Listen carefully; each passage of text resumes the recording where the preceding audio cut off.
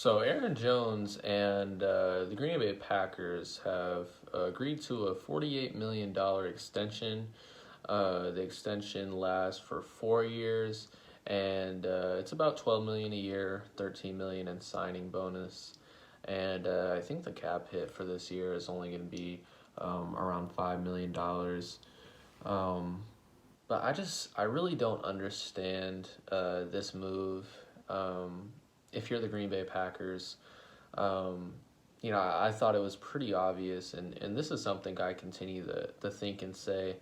Um, but I just don't think you pay big money to running backs.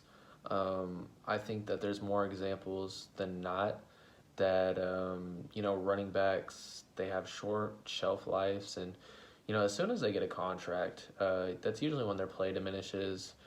They start to get injured, they get older.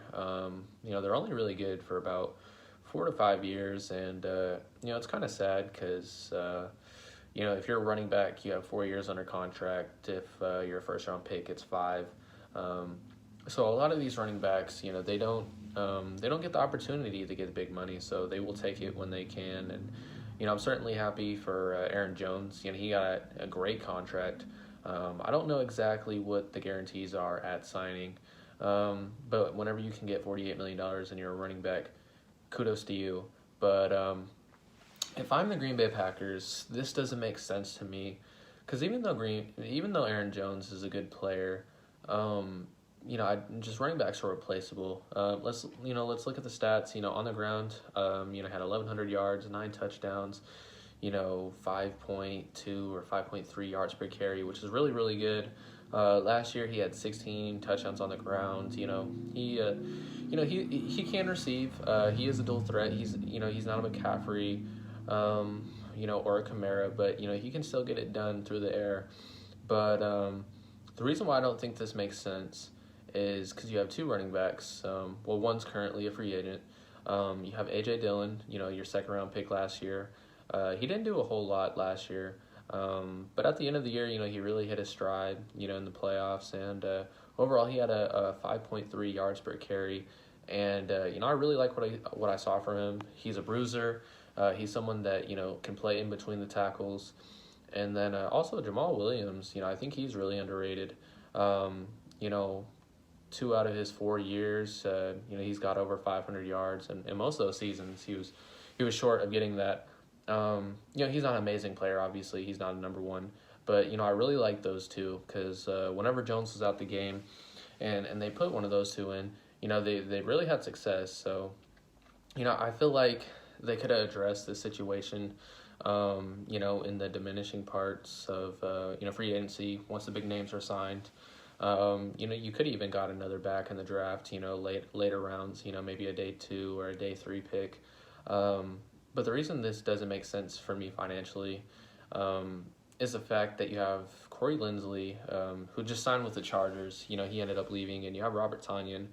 Those are two players that are key parts of your team, and I would have rather allocated the resources to get deals done with those guys. Corey Linsley, he's one of the best centers in the league. He's 29, getting up there in age, but when you have a good offensive lineman, you pay them. And Robert Tonyan, there's a narrative there, and Rodgers doesn't have a lot of weapons.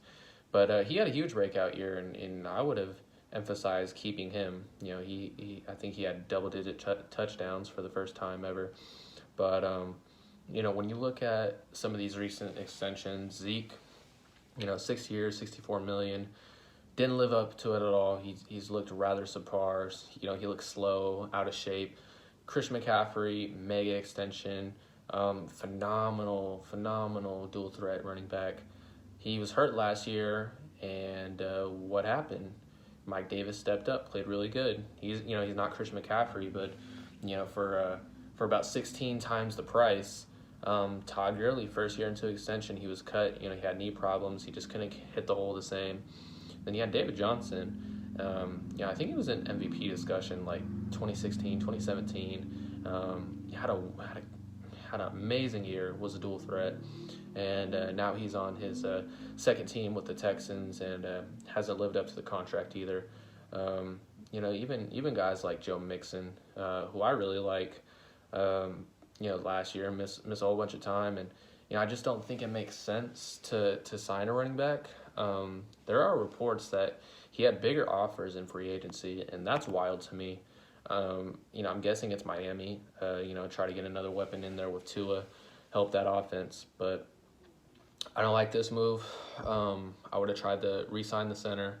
Try to get a tight end, and then get Rodgers another weapon. Get him a Will Fuller or Galladay or Antonio Brown or even AJ Green.